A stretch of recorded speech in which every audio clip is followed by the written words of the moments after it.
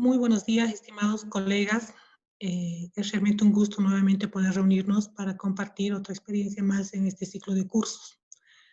Hoy en particular un tema muy necesario en esta época de pandemia para aprender a reconocer y diagnosticar en base a las solicitudes de exámenes complementarios como son imágenes, rayos X en este caso. Doctor José Luis, muy buenos días. Doctorita, buen día. Buen día otra vez, otro fin de semana para dar charlitas. Sí, En doctor. este caso, Entonces, vamos a hablar sobre radiología. Radiología y rayos X que nos ayuda bastante a nosotros en el diagnóstico de muchas enfermedades. Y buenos días también a todos los colegas que están detrás de la pantalla. Bueno, esperemos pues que les ayude bastante esta charla, puesto que todas las patologías pulmonares principalmente tienen de la mano a la radiología o a la radiografía de tórax y en muchos casos a la tomografía. Pero en este caso vamos a hablar principalmente de la radiografía de tórax. Bueno, estamos ya a 9:05, 9:06.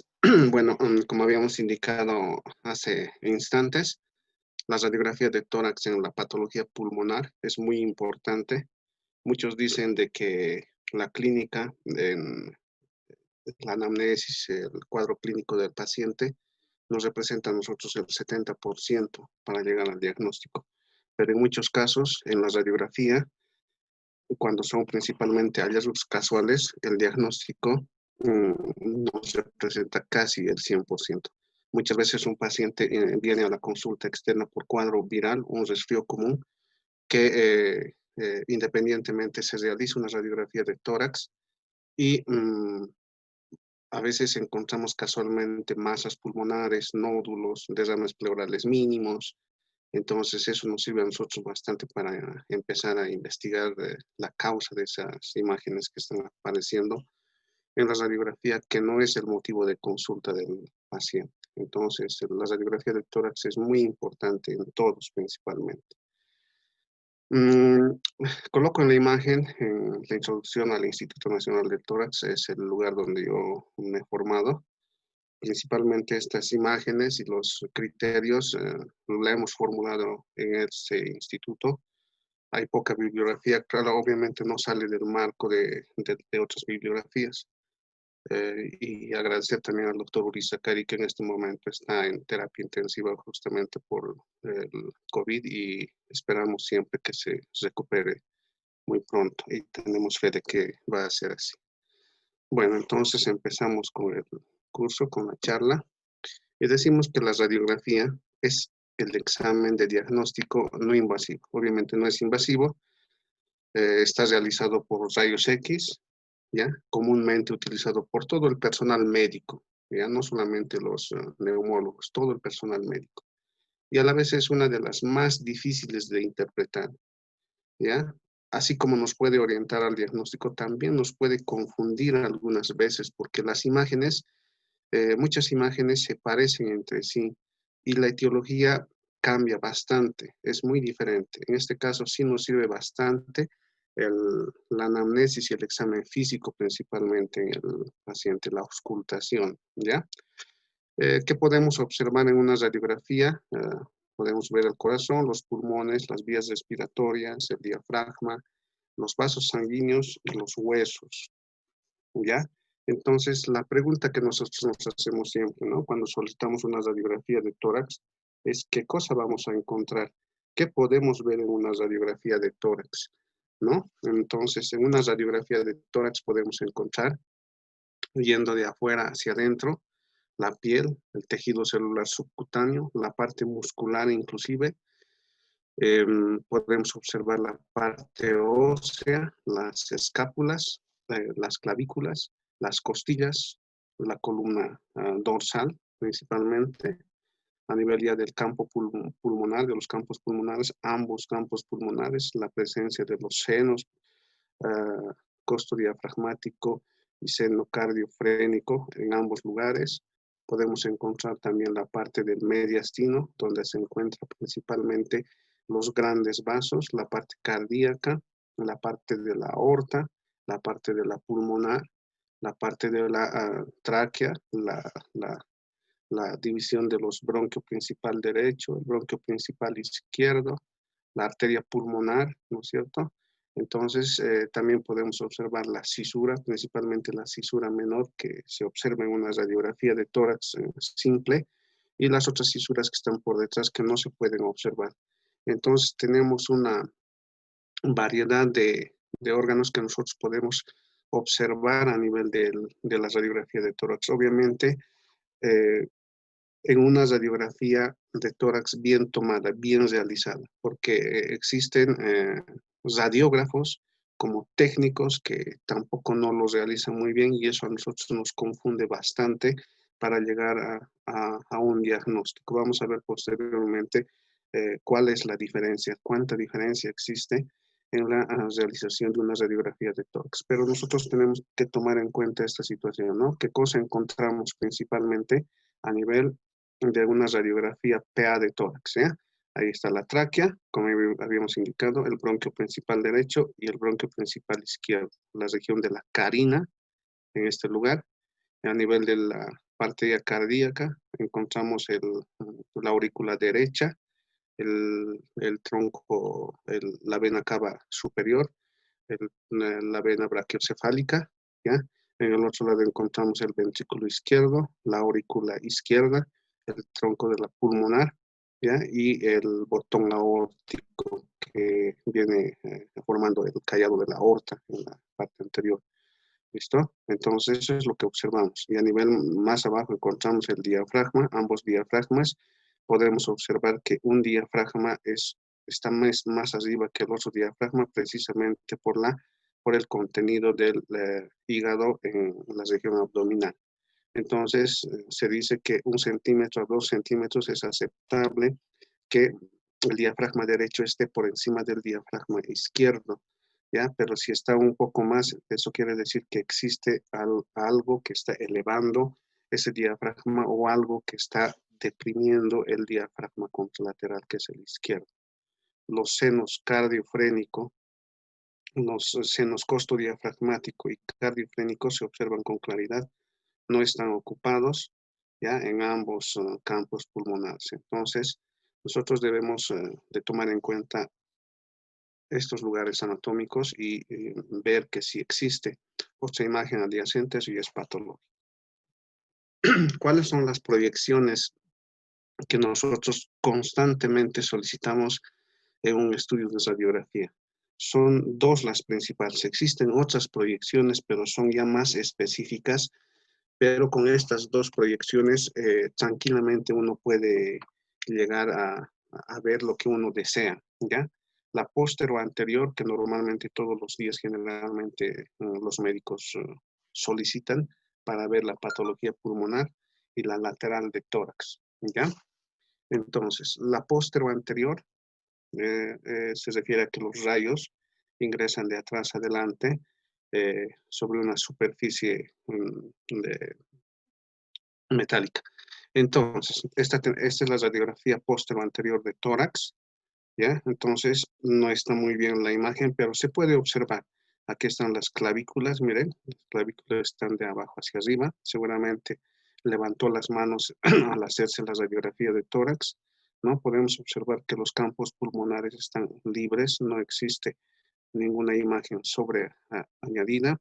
Los ilios están, aquí se puede ver la arteria pulmonar izquierda y la arteria pulmonar derecha que está bajando. Mientras más se aleje de la parte de los ilios, las imágenes se hacen más reticulares, que corresponden a los vasos.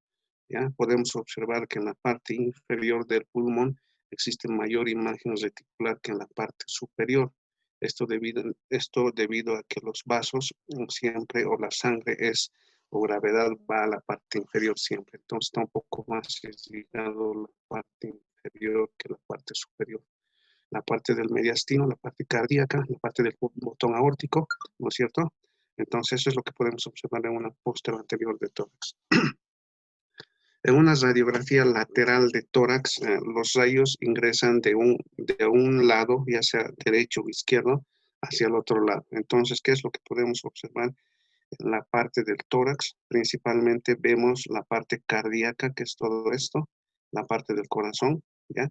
la parte retrocardíaca, que no tiene que estar ocupado, a nivel del ángulo cardiofrénico tampoco, la parte precardíaca en este lugar tampoco. Entonces, lo que también podemos observar es los bronquios, ¿ya? La división de los bronquios en este lugar y el callado de la aorta ascendente, el callado de la aorta y la aorta descendente, ¿ya? Principalmente en la parte del mediastino. Podemos observar también la columna dorsal, ¿ya? Listo, entonces, y la parte de los huesos, ¿no? La parte de las costillas. Entonces, la radiografía de tórax principalmente nos sirve para determinar imágenes, masas, focos infecciosos, nódulos que se encuentren principalmente en la localización retrocardíaca. ¿Ya? Entonces, una vez que se encuentre la imagen en la locación retrocardíaca, nosotros vamos a poder diagnosticar a qué se debe esa imagen principalmente. ¿Ya? Entonces, vemos, nosotros sigue las técnicas radiológicas, nosotros vemos una radiografía inspirada y otra radiografía no inspirada en un mismo paciente. Entonces, nosotros podemos ver la diferencia, aunque no se notan muy bien las imágenes, pero obviamente las imágenes, los espacios intercostales en una radiografía bien inspirada tienen que ser por encima de los 7 espacios intercostales. En caso contrario, las costillas tienen que ser entre 6 y 7 y las anteriores entre 9 y 10, así contadas. Pero generalmente, muchas veces yo principalmente me baso en los espacios intercostales, que tienen que ser por encima de 7 espacios intercostales para catalogar una radiografía inspirada. Y una no inspirada o en decúbito, obviamente es menos de 7. ¿Y qué es lo que observamos? Podemos observar en este mismo paciente una imagen, una región paracardíaca, bilateral inclusive, que nos puede hacer confundir de que se trate de una neumonía bilateral, una cardiomegalia falsa, ¿no? Una cardiomegalia falsa, en este caso, pues solamente porque el paciente no ha inspirado, ¿no? No ha inspirado. Entonces, una radiografía bien tomada podemos definirla como debe estar centrada, ¿no? Centrada. ¿Cómo se ve si la radiografía está centrada o no? Es de que se traza una línea a nivel de las apófisis espinosas, ¿no? Una línea longitudinal y se mide desde el borde externo borde interno de las clavículas, ¿no? De cada clavícula hasta esa línea. Entonces, ambos lados deben ser de la misma longitud, ¿ya? Del mismo tamaño. Entonces, si es del mismo tamaño, la radiografía es centrada. Las escápulas, como se ven aquí, deben estar afuera para no darnos unas imágenes sobreañadidas en la parte pulmonar, ¿ya? Debe observarse la región superior del pulmón por encima de las clavículas, ¿ya? En la región supraclavicular. Aprovechando esta radiografía, vamos a definir cómo se lee las imágenes, principalmente a nivel del campo pulmonar. Si nosotros tenemos una imagen, bueno, aquí en la región cardíaca, nosotros la leemos dependiendo de la imagen que se presenta, puede ser heterogéneo, puede ser homogéneo, circular, nodular, y nosotros indicamos que se encuentra una imagen en región paracardíaco derecho, ¿no? Paracardíaco derecho. Ahora si es en el izquierdo, paracardíaco izquierdo. ¿Por qué? Porque así se llama la zona. Esta zona de aquí se llama región supraclavicular, ¿no? Izquierda. Por detrás de la clavícula retroclavicular. Por debajo de la clavícula infraclavicular, ¿no? Interna y externa. Región iliar, región parailiar, ¿no? Región cardíaca, región paracardíaca, región supradiafragmática, ¿no? La región supradiafragmática externa puede ser interna, la región de los ángulos cardiofrénico y costodiafragmático. Nuevamente voy a repetir en este otro lugar, la región supraclavicular, detrás de la clavícula retroclavicular, y por debajo de la clavícula infraclavicular externa, interna, región iliar, región parailiar, región cardíaca, región paracardíaca, supradiafragmática interna y externa y región de los ángulos costodiafragmático y cardiofrénico. Entonces, para nosotros poder localizar alguna lesión en el pulmón, debemos nosotros describirla muy bien. Yo tenía un profesor el que decía, ¿no? La radiografía de tórax usted debe describirla para una persona que no está viendo la radiografía, ¿no? Entonces, él me decía, debe describir correctamente qué tipo de imagen es, cuánto mide, en qué lugar se encuentra, si está asociado a otras estructuras de todo eso. Entonces, después vamos a ir describiendo esa situación y vamos a ver cómo llegamos a la comprensión también. Entonces, como habíamos indicado, para ver si la radiografía está rotada o no, se realiza una línea longitudinal por donde se encuentran las apófisis espinosas y la parte interna de las clavículas y se mide ambas regiones. Si la medida es igual, entonces la radiografía no está rotada, ¿ya? No está rotada. Y podemos observar en esta imagen de que el lado izquierdo es mucho más amplio que el lado derecho. Entonces esta radiografía está rotada, no sirve. De la misma forma, en esta otra radiografía al revés, el lado derecho está más amplio que el lado izquierdo. Entonces también está rotada. No, tampoco nos puede ayudar mucho. Entonces la técnica debe ser buena para que nosotros podamos llegar al diagnóstico e interpretar de buena forma la radiografía de tórax. ¿Ya? Entonces, hasta habíamos indicado nosotros que podemos encontrar. Es necesario que nosotros memoricemos estos aspectos anatómicos para poder leer bien una radiografía. Entonces podemos ver la parte cardíaca, ¿no? La parte cardíaca. Aquí está la vena cava superior, ¿no? La aurícula derecha. La aurícula derecha, sombra mamaria indica todo esto, toda esta sección. La parte del diafragma. Y en ocasiones en este lugar se puede observar la vena cava inferior, ¿no?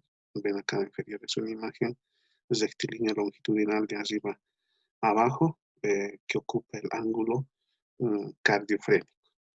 En el otro lado encontramos el botón aórtico o la aorta, el tronco de la pulmonar, la aurícula izquierda o la orejuela, se dice, de la aurícula izquierda y el ventrículo izquierdo. Tenemos en este lugar el diafragma y la sombra mamaria también en este lugar, ¿no es cierto? Y como hace rato habíamos indicado, la parte inferior de los campos pulmonares, ambos, se encuentran un poco más radiopacos que la parte superior, ¿no? Esto es por el contenido sanguíneo, por la sangre que en este lugar circula.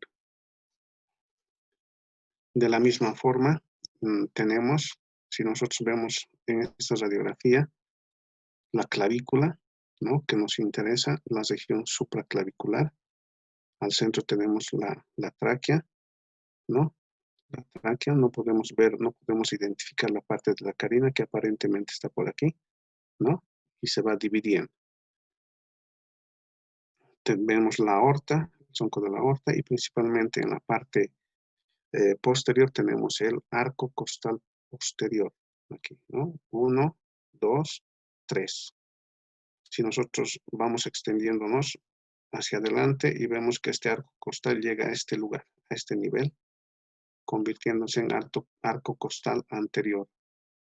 Entonces, a eso yo me refería hace rato cuando decía de que una radiografía inspirada debe tener por lo menos 7 arcos costales posteriores y de 9 a 10 arcos costales anteriores, ¿ya? Para ver que una radiografía está bien inspirada.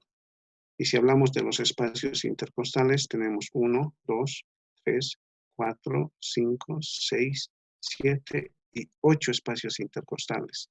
Entonces, esta radiografía está bien tomada, está inspirada, ¿no? Entonces, podemos nosotros evaluar esta radiografía de tórax. Más regiones anatómicas todavía, un poco más detallado. Aquí tenemos De la misma forma, la vena cava superior. Esta es la parte de la tráquea, ¿no? Si nosotros nos fijamos detenidamente, aquí está la división, ¿no? Ahí está la división, esta es la región de la carina, ¿no? Que se puede observar, ¿no? Tenemos otra vez el botón aórtico, el tronco de la pulmonar, ¿no?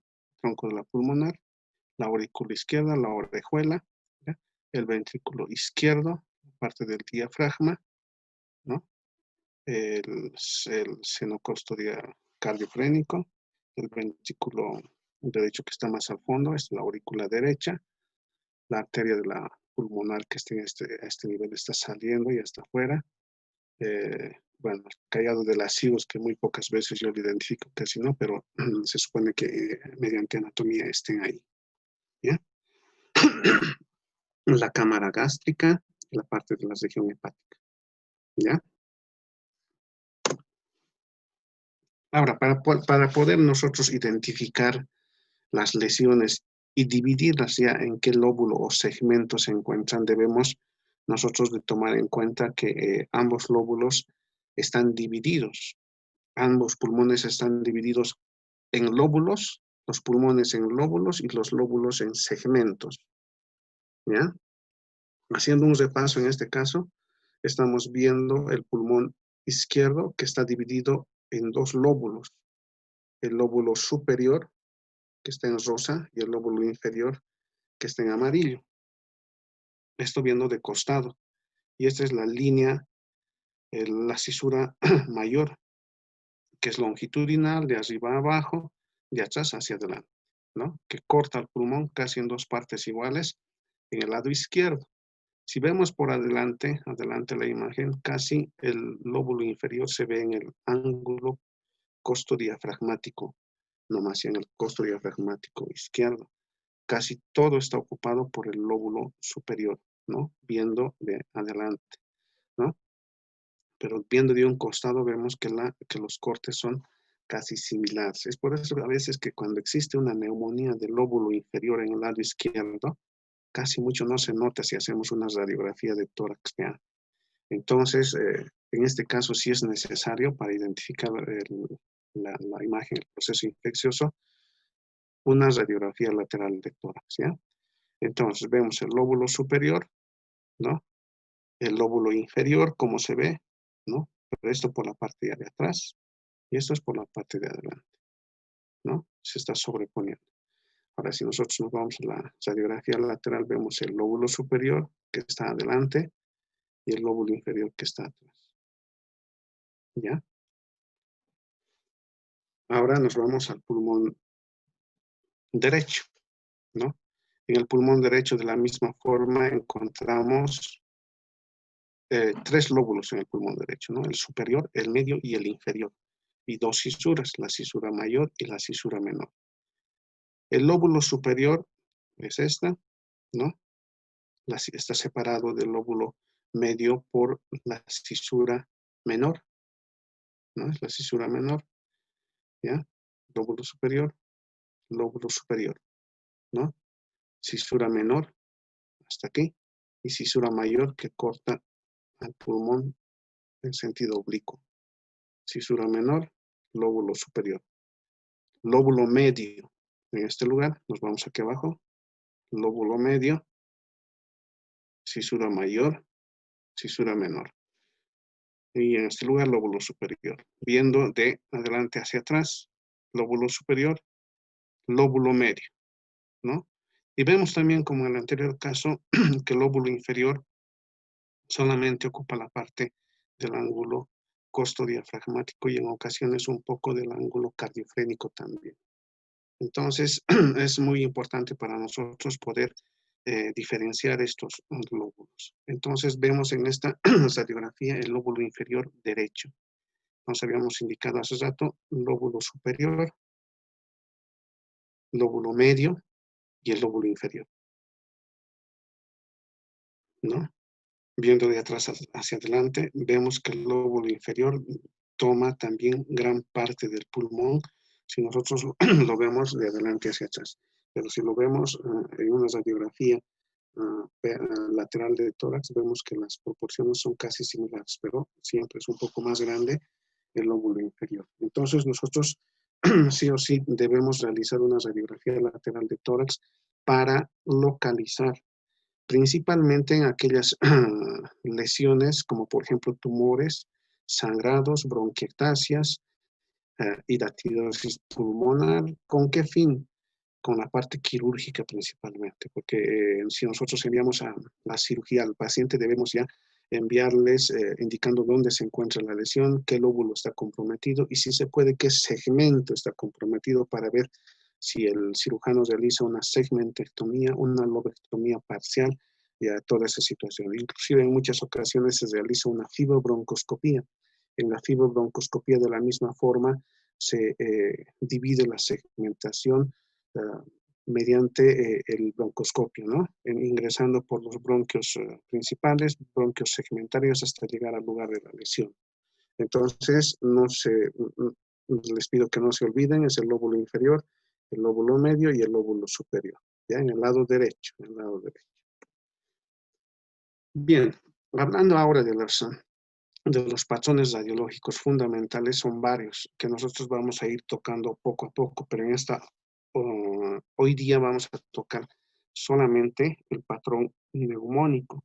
Esto debido a que es el más común, es el más frecuente que nosotros vemos a diario en todos los hospitales, ¿no es cierto? Ahí la neumonía es muy común en todo lugar, ¿ya?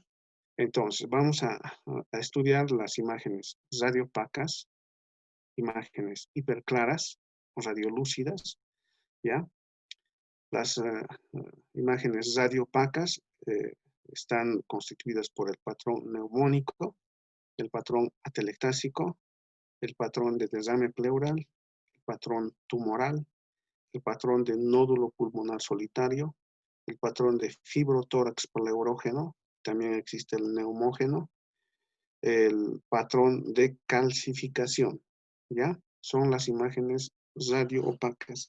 Las imágenes hiperclaras tenemos al patrón de atrapamiento aéreo. Esto quiere decir en aquellos pacientes que tienen asma, aquellos pacientes que tienen EPOC, aquellos pacientes que tienen un neumotórax, ¿ya? Ese tipo de pacientes. Como también aquí podemos encontrar el patrón de neumotórax, el patrón cavitario, ¿ya? Una cavidad donde solamente existe aire, no existe ya otro tejido. Vamos a ver también las imágenes mixtas, patrón de fibrotórax neumógeno, el patrón hidroneumotórax, el patrón hidronéumico, esto es hidroneumotórax, se refiere a la parte de la cavidad pleural, es aire y agua. El patrón hidronéumico es aire y agua también, pero que se encuentra en el parénquima pulmonar. ¿Ya? Esa es la diferencia. Imágenes intersticiales, patrón nodular, imágenes menor a 3 centímetros de diámetro en el pulmón. Micronodular, ¿ya? Patrón reticular, las líneas, imágenes lineales que nosotros vemos en el pulmón, y el patrón retículo nodular, imágenes mixtas. ¿Listo? Entonces, todos estos patrones nosotros lo vamos a ver y vamos a tratar de explicar para que uno lo pueda entender mucho mejor, ¿ya?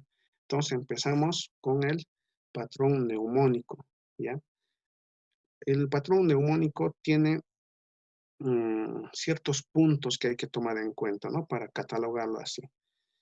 ¿Qué tiene que existir en la radiografía de tórax? Una imagen radiopaca, heterogénea u homogénea, dice. Heterogéneo se refiere a imágenes blancas con negras. Eso es heterogéneo. Homogéneo es solamente blanco, ¿ya? Blanco en la radiografía. De bordes mal definidos, ¿ya? Con presencia de broncograma aéreo, dependiendo de la gravedad de la lesión. A veces es tanta la infección que no se puede observar el broncograma aéreo en las radiografías, solamente lo podemos identificar en la tomografía. La parte de los ilios están normales, los diafragmas con proyecciones normales no se alteran para nada, no existe alteraciones de la cisura ni del mediastino. ¿ya? Entonces, tomando todos estos puntos, vamos a repetir otra vez. Imagen radiopaca, heterogénea o homogénea de bordes mal definidos. Es un punto. Broncograma aéreo, hilios normales, diafragmas con proyecciones normales, no existe alteraciones de la cisura ni del mediastino. Entonces, vámonos nosotros a la imagen. Habíamos indicado que existe una radiopacidad, ¿no? Heterogénea en este caso porque existen manchas negras también en su interior, ¿no es cierto? De bordes mal definidos, no tienen línea, ¿no? Son bordes mal definidos que no alteran, dice, las cisuras, no podemos observar en este lado la cisura, no alteran los diafragmas, no alteran la parte de los hilios. Entonces, ¿cómo yo puedo describir esta radiografía? Habíamos indicado hace instantes de que lo dividimos a cada campo pulmonar en segmentos. Tenemos la región iliar, parte de la región cardíaca, paracardíaca y pariliar, ¿no? Entonces nosotros podemos describirlo de esta forma. Es una radiopacidad heterogénea de bordes mal definidos que se encuentra en la región iliar, pariliar, cardíaca y paracardíaca derecha, ¿no? Así se describe. Entonces, indicando todo eso, inclusive nosotros podemos ver de que la imagen neumónica es grande, ¿no? Es un grande. Aquí tenemos otra imagen, mucho mayor todavía, ¿no? Entonces, de la misma forma, vemos que inclusive no existe la imagen neumónica en un lado, también existe en el campo pulmonar derecho imágenes heterogéneas, radiopacas, ¿no?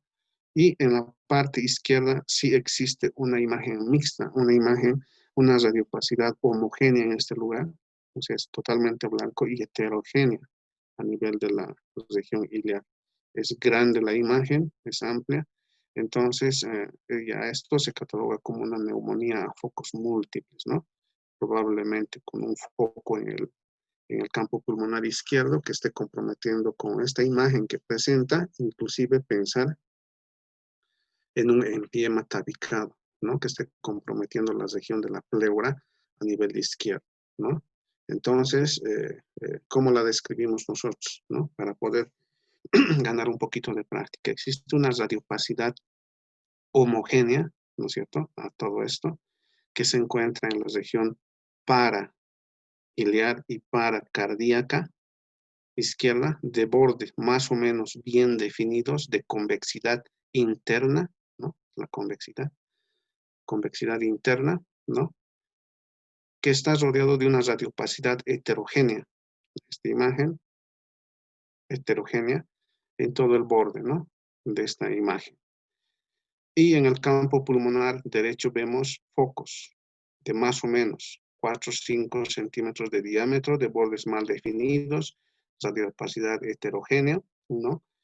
Que se encuentran principalmente en la región parailiar y paracardíaco, inclusive que ocupa el ángulo costo diafragmático derecho, ¿no? Entonces, más o menos es la descripción que se realiza en este tipo de radiografía, ¿no? Si nosotros vemos, aquí podemos ver también varias radiografías con muchos focos neumónicos, pero la diferencia es que en estas radiografías se encuentran también imágenes reticulares, ¿no? Podemos observar bien. ¿Y por qué he puesto esta imagen? Porque ahora con esto de la pandemia, las imágenes que se presentan no son, esta por ejemplo, es una imagen reticular, ¿no? Reticular, bilateral, está empezando en el lado derecho, pero también hay en el lado izquierdo, ¿no? Si nosotros realizamos una lateral, lateral de tórax, vemos que el lóbulo inferior está afectado también, ¿no? Es periférico. Entonces, si nosotros hacemos la comparación de esta imagen o esta imagen con esta de acá, vemos que esta imagen, cualquiera, ¿no? De entrada yo digo, esto no es por COVID, un ejemplo, no es por COVID, porque la neumonía por COVID principalmente se localiza en los lóbulos inferiores, es bilateral, es reticular, como se puede observar en este lugar, y en ocasiones va acompañado de ocupación de los ángulos costodiafragmáticos y cardiofrénicos que no corresponden necesariamente a un derrame pleural, sino más al contrario corresponde a focos de infarto a ese nivel, como podemos observar en esta última radiografía. Esta radiografía, por ejemplo, no corresponde a un foco neumónico. Este es el bien llamado la joroba de Hampton. Es un paciente con un tromboembolismo pulmonar que tiene, si ustedes se fijan muy bien en la región supradiafragmática del mismo lado, una imagen reticular. Este paciente puede estar debutando con una enfermedad por COVID y un tromboembolismo pulmonar principalmente, ¿no? Imágenes, además se aprecian leves imágenes atelectásicas en este lugar. Al igual que en esta otra radiografía, tenemos un poco de imágenes de atelectasia, ¿no? Aquí están las atelectasias. Entonces, eso nos orienta a nosotros al diagnóstico y tomando en cuenta la clínica. En este tipo de pacientes, por ejemplo, la tos es no productiva o puede ser productiva mucosalival de difícil eliminación y en ocasiones con presencia de estrías de sangre o hemoptoicos, ¿no? En los pacientes que actualmente estamos viendo por COVID. En cambio, en esta radiografía que es clara la imagen, que es un foco neumónico con presencia de broncograma aéreo, se acerca más, como igual en esta otra, a la etiología de la estreptococo neumoniae puede ser, o puede ser la Klebsiella en este caso, ¿no? Porque están tomando segmentos pulmonares. Entonces, la diferencia es clara. Y el cuadro clínico que el paciente presenta nos tiene que orientar bastante para definir el diagnóstico, o principalmente en este tipo de pacientes. Entonces, nuevamente, ¿no? Este es un patrón reticular, es de compromiso bilateral, paracardíaco, ¿no? Que no está ocupando los senos costodiafragmáticos ni cardiofrénicos en ambos lados, ¿no? Pero sí es reticular. Si este paciente nos indica que tiene tos seca, ¿no es cierto? Entonces, nosotros pensamos directamente. Si nosotros no estuviésemos en pandemia, esta radiografía yo lo atribuyo a una neumonía atípica, ¿no? Que la presentación también es reticular, también presentan hemoptoicos, ¿no? Eh, eh, y es intersticial. Entonces, lo puedo atribuir a eso. Pero no, en este caso, si yo veo esta radiografía, tiene tos no productiva, inclusive, y disnea, entonces directamente yo le indico que se haga una PCR para COVID y normalmente ahora de los 10 que estamos enviando, 9 son COVID. Entonces, es muy clásico esta imagen. Inclusive yo me atrevo a decir que los datos estadísticos que lanza el CEDES no es para nada fidedigno, porque en la práctica nosotros vemos que existen mucho más casos en los hospitales. ¿Ya? Eso. Entonces, tenemos otra radiografía, una radiografía de tórax donde también se encuentra una imagen a focos múltiples, ¿no? También es reticular, pero en este caso ya está, ya existen lugares neumónicos con ocupación alveolar. Si nosotros vemos un paciente que ingresa ahora, ¿no? Ahora con esta pandemia, ¿no? Es una radiografía de un paciente que solamente presenta tos no productiva, pero nosotros no vemos que existe en la radiografía gran compromiso, con excepción de que se encuentra en el lado derecho una imagen reticular, nada más, pero sí presenta hipoxemia llegando a una saturación de 86, 87%. Nosotros sabemos muy bien que no existe tratamiento para el COVID. Muchos pacientes mejoran con el tratamiento usual que se realiza, que en todo lugar se está realizando, y muchos pacientes, a pesar de ese tratamiento, presentan sus complicaciones, teniendo o no teniendo comorbilidad, o sea, es bien relativo. Por eso es de que esta enfermedad no, no mide, ¿no? O sea, se puede presentar en la parte médica, en quien sea, en cualquier persona. Entonces tenemos esa radiografía, después de unos días ya el compromiso bilateral, ¿no? En ambos campos pulmonares, y a pesar del tratamiento, el paciente progresa, ¿no? Una imagen ya neumónica, bilateral, y después de unos días, miren, ¿no? El compromiso es amplio en la radiografía de tórax, es bilateral, inclusive de progresión ascendente, está yendo a comprometer ya ambos campos pulmonares, Este paciente directamente la saturación de oxígeno debe estar por los 50, 60%, y después ya lo vemos al paciente en terapia intensiva, ¿no? Con imágenes neumónicas, con todo tipo de medicación. Generalmente muchos pacientes se complican con sobreinfecciones. Eso justifica la utilización de antibióticos eh, sistémicos, inclusive biasociados o triasociados dependiendo del caso. Entonces nosotros debemos tomar muy en cuenta de que si un paciente, la literatura indica, ¿no?, de que existen periodos cuando hacer tratamiento, pero no nos olvidemos, y en una primera oportunidad yo les había indicado de que el virus cuando ingresa, sí tiene que cumplir su ciclo, no se ve un día ni 2 días. Dependiendo del paciente, presenta complicaciones, pueden ser sistémicas, locales, como en este caso a nivel pulmonar, ¿no? Pero sí cumple su ciclo. Si este paciente no realizó un buen tratamiento, tiene factores de riesgo o es inmunodeprimido, entonces la progresión, independientemente del tratamiento, llega a esta situación, ¿no? Hay muchos pacientes que están intubados, no solamente es la parte médica, yo me refiero a la parte médica, que a pesar de ser neumólogos, terapistas, están intubados, están en terapia intensiva, estaban con tratamiento, tomaron igual ivermectina, tomaron igual acitromicina, tomaron igual las vitaminas, igual llegaron a terapia intensiva. Entonces, como les he indicado, no existe tratamiento. El tratamiento es cuidarse y cumplir todo lo indicado por el ministerio, ¿ya? Entonces, nosotros debemos tomar en cuenta siempre estas imágenes, ¿ya? Entonces, no se olviden, por favor, estas son las radiografías de neumonía, principalmente para hacer la diferenciación de una neumonía bacteriana a una neumonía viral o atípica, ¿no? Es más reticular en este caso, ¿no? Es más reticular.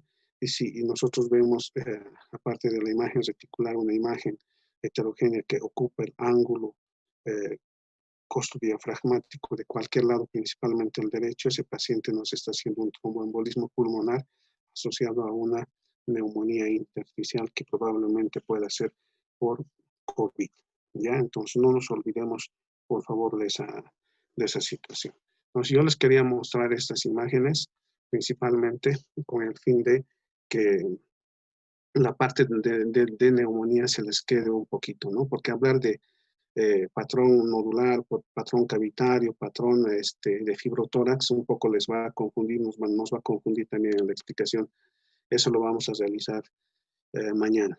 ¿Listo? Ahora, no sé si tienen alguna pregunta, aprovechando las diapositivas también. Eh, eh, pueden, pueden realizar las preguntas, por favor. Buen día, doctora. Buenos días, doctor. Sí, una Buen día, pregunta. Doctor, mi consulta es, ¿cuándo deberíamos nosotros en el campo, en municipio, en qué momento sería bueno derivar al paciente para un estudio radiográfico? ¿No? En este caso, para una radiografía lateral o anteroposterior. Y lo otro, doctor, obviamente, no sé si le ha tocado en su atender a pacientes con dextrocardia. ¿Qué es lo que generalmente podríamos ver en estos pacientes, doctor? Algo llamativo, obviamente con el COVID. Gracias, doctor. Ya, con respecto a la primera pregunta, ¿cuándo yo debo solicitar una radiografía de tórax? Nosotros sabemos muy bien, y todos saben, ¿no? Está por demás casi decirlo, de que el 80% de los pacientes que son infectados por COVID son asintomáticos o tienen sintomatología muy leve. El 15% sí tienen sintomatología un tanto llamativa y un 5% ingresan a terapia intensiva, ¿no? De estos, de la mayoría de los pacientes, a veces el cuadro clínico pasa así, sin desapercibido. Pero de aquellos pacientes que sí presentan tos, ¿no? Tos principalmente. La tos es un signo de alarma. Esta sea productiva, improductiva, que venga con dificultad respiratoria o no. No nos olvidemos que nosotros podemos vivir con un riñón, podemos vivir con un pulmón, ¿no es cierto? podemos vivir, el organismo se acostumbra, tolera. Entonces, si nosotros tenemos tos y les había indicado también que hay una hipoxemia silente, ¿no? Y nosotros nos realizamos la saturación de oxígeno y llega a 88, 89%, es ahí donde debemos realizar una radiografía de tórax, ¿ya? En muchos pacientes, ¿ya? En muchos pacientes. ¿Por qué? Porque si nosotros hacemos una radiografía más antes, no nos va a salir nada. Más antes está indicado realizar la tomografía de tórax, inclusive después del tercer día del probable contacto con un paciente COVID positivo. ¿Por qué? Porque en la tomografía sí ya se notan algunas imágenes periféricas, pueden ser en vídeo desluzado o directamente microtrombóticas que se pueden producir, que pues, se pueden estar produciendo en este nivel. La tomografía sí, la radiografía sí un poquito más tarde.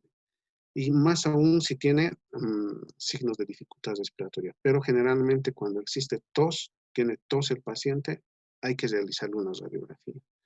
Muchas veces ahora, ¿no? Los pacientes, colegas, amigos, vecinos, familiares, llaman por teléfono y me indican de que, bueno, estoy cursando con un resfriado y la tos no me pasa, dicen, ¿no? Normalmente. ¿Pero qué más tienes? No, solamente tos, ¿no te falta aire?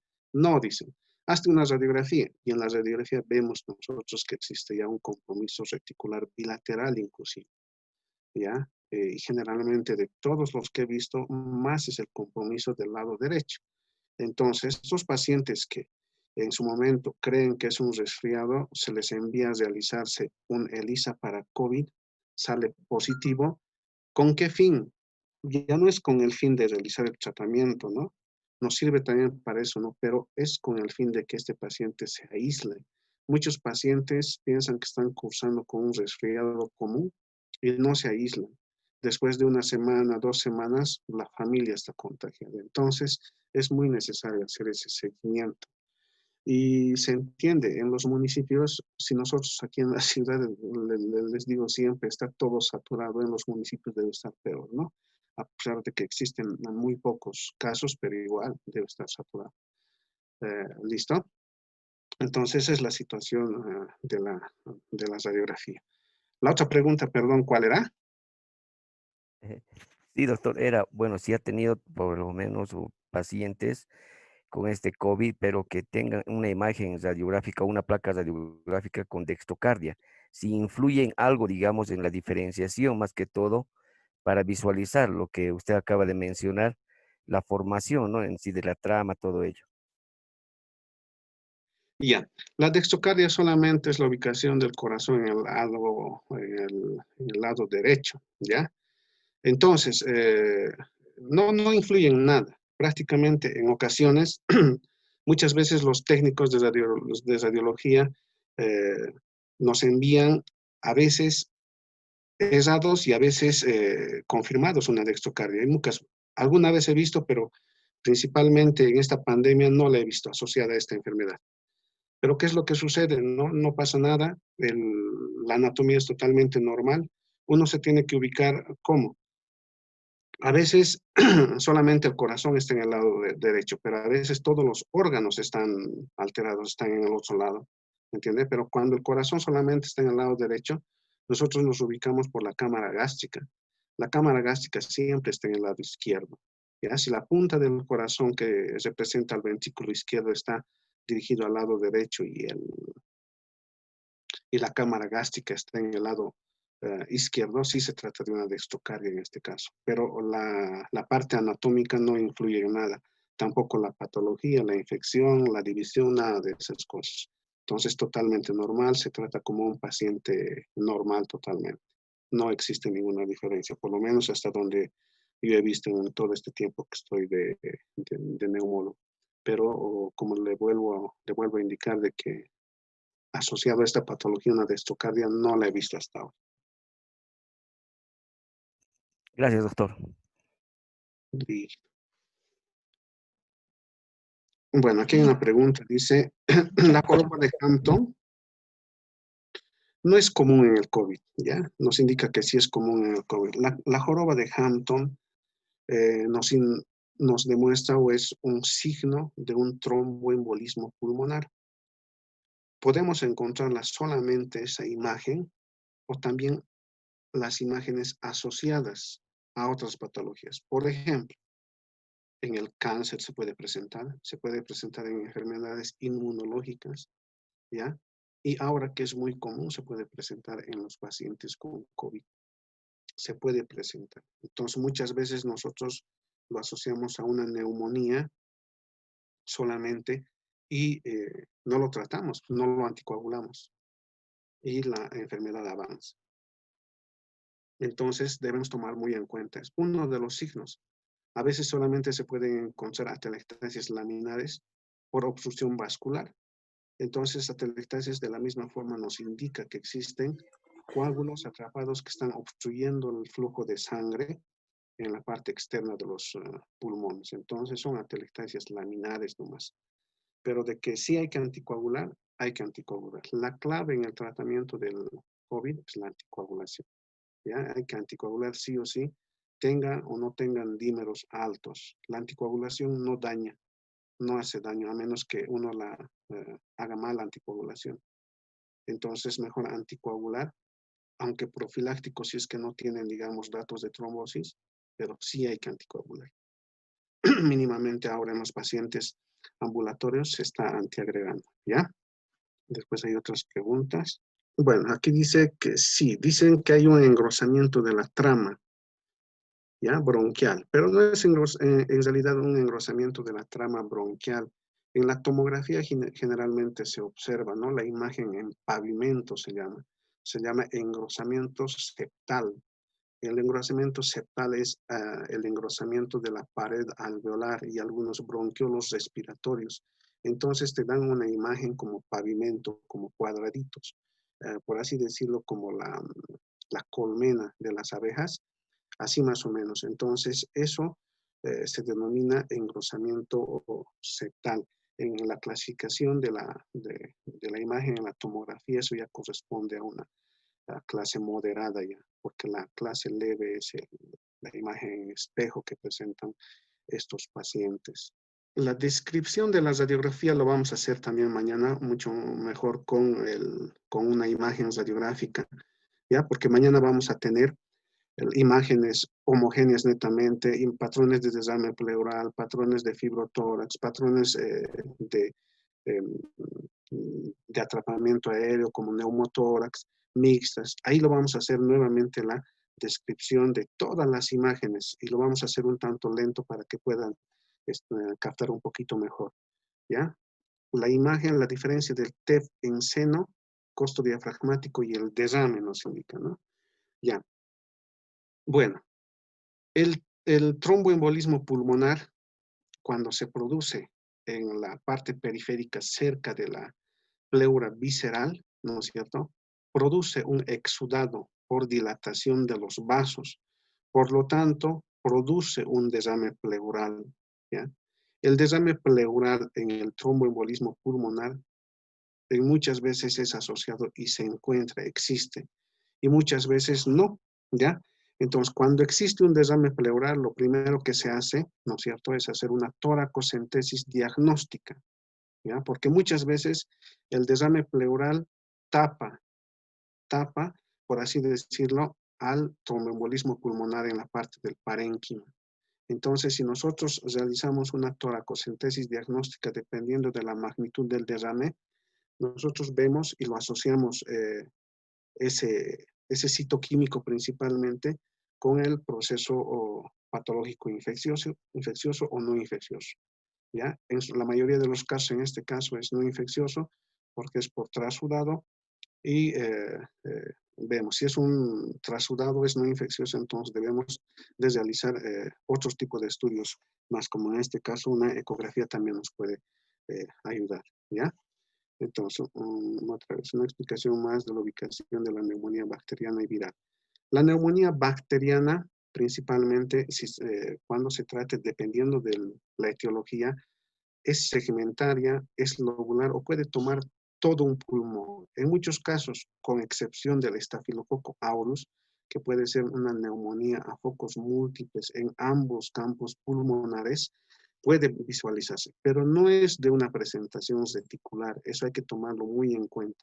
Es de una presentación ya alveolar, es de contenido alveolar con presencia de pus, a veces con sangre, ¿ya? En cambio, en la neumonía viral, generalmente es de compromiso reticular, es una tos no productiva, puede ser mucosa, con estrías de sangre. Esa es la diferencia, ¿no? Entonces, la clínica en este tipo de casos nos ayuda bastante.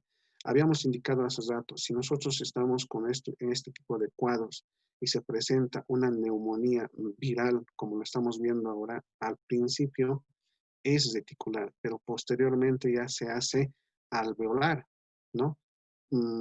Por sobreinfecciones principalmente, que pueden ser, en su mayoría son bacterianas, ¿ya? O en otras ocasiones pueden ser por hongos, pero generalmente bacterianas. Entonces, aquí ya el compromiso del paciente es mucho más llamativo todavía, ¿no? Y la expectoración ya no es mucosa ni salival, pasa a ser de mucosalival a purulento, ¿no? Generalmente en la fase 3 del COVID, ¿ya? Entonces, esa es la respuesta con respecto a esa pregunta. Dice, entonces, para mejor visualización y diagnóstico por rutina, ¿debemos pedir EREXPA de tórax lateral para COVID? No, no necesariamente, ¿ya? Habíamos indicado que la radiografía lateral de tórax nos sirve para identificar lesiones que se encuentran por detrás del corazón, por así decirlo, o lesiones que se encuentran ocupando la parte del seno costodiafragmático posterior, como por ejemplo derrames pleurales mínimos, ¿ya? Y en la región retrocardíaca pueden ser presencia de tumores, infecciones, neumonías redondas y de todo eso. Entonces, el criterio radiológico en neumonías por COVID, ¿no es cierto?, debe ser principalmente cuando el paciente esté con tos ya, ¿no? Poca tos, no esperar de que el paciente esté con mucha tos. O caso contrario, el paciente que esté con datos de dificultad respiratoria. Ya en este caso sí se puede observar las lesiones a nivel pulmonar. Pero si nosotros vemos y queremos diagnosticar COVID en un paciente que no tiene sintomatología pulmonar, no vamos a encontrar tampoco nada. En ese tipo de pacientes lo que se tiene que solicitar es una tomografía, ¿ya? Se ha hecho un estudio recientemente y se ha comparado con los estudios que se han realizado en la China, donde ha sido el epicentro de todo esto, donde indica que la tomografía después del tercer día, inclusive en aquellos pacientes con PCR negativo, es diagnóstico. Yo he visto aquí en nuestro medio muchos pacientes, no muchos, en realidad 2 pacientes que tienen PCR negativo, ELISA negativo, pero tienen tos e hipoxemia leve, llegando a 87, 88. Donde sí se han hecho son colegas médicos, se han hecho una tomografía y se puede observar ya las imágenes neumónicas, principalmente en lóbulos superiores a nivel de los ángulos costodiafragmáticos. No nos olvidemos que la cúpula diafragmática tiene una convexidad superior y por debajo de esa convexidad todavía hay pulmón donde sí puede estar comprometido la parte pulmonar. Entonces, esas imágenes no se pueden observar en una radiografía normal, pero sí se observa en una tomografía computarizada simple solamente y principalmente si se las realiza a cortes finos, ¿no? Entonces sí se puede observar. Bueno, son todas las preguntas. Espero que hayan comprendido un poco esto de la radiografía, que es muy importante. Mañana vamos a volver a repetir sobre la segmentación, la lectura de estas radiografías y más o menos a qué patología nos puedan orientar. Es muy bonito esto sobre radiografía, pero también es un tanto difícil, como les había indicado, nos puede confundir y la clínica principalmente es muy importante. Doctor, para poder ver la lesión del lado izquierdo tal cual, del lado izquierdo del tórax, ¿se puede pedir rayos X lateral derecho, dice? No, generalmente se solicita en el lado izquierdo. Obviamente que se puede ver, pero mejor la del lado izquierdo porque los rayos ingresan por el lado izquierdo, ¿no? Por así decirlo. y nos los dibuja mejor la lesión, la imagen, ¿no? Hay otra pregunta, nos dice, doctor, ¿cada cuánto tiempo podríamos pedir una radiografía de control en COVID? Eso mucho depende del cuadro clínico del paciente, de la evolución del paciente. Si yo tengo tos solamente hoy, mañana realizo tratamiento principalmente, miren, el corticoide está resultando ser uno de los medicamentos más favorables para tratar las complicaciones del COVID, no al virus. Entonces, se realiza tratamiento con corticoides, con aspirineta o anticoagulantes, las proteínas, todo eso, y vemos que el cuadro clínico disminuye, la tos empieza a remitir, ya no presenta mucha tos, entonces realizamos una radiografía, un ejemplo, a los 7 días. Y vemos que todavía existen lesiones, pero ya en menor cantidad. Pero si nosotros vemos que a pesar del tratamiento la tos incrementa o se mantiene y la fiebre todavía se mantiene después del tercer día, al tercer día realizas una radiografía de tórax y vemos que las imágenes incrementan. Entonces, es muy relativo, ¿verdad? Entonces, si nosotros tenemos una mala evolución, la radiografía debe ser pronta. Si tenemos una buena evolución, la radiografía puede hacerse después de una semana, inclusive después, o ya no, porque la clínica es muy, nos tiene que ayudar más todavía que la radiografía, sí para controles, ¿no? Pero la clínica es la que manda en este tipo de pacientes. Bueno, eso sería, doctora. Bueno, yo creo que eso es todo y mañana vamos a ver el resto de la presentación y bueno, espero que hayan entendido y prepárense nomás preguntitas para mañana. Muy bien, doctor, le agradezco mucho la presentación, ha sido muy interesante recordar todo esto particularmente y gracias también a los presentes.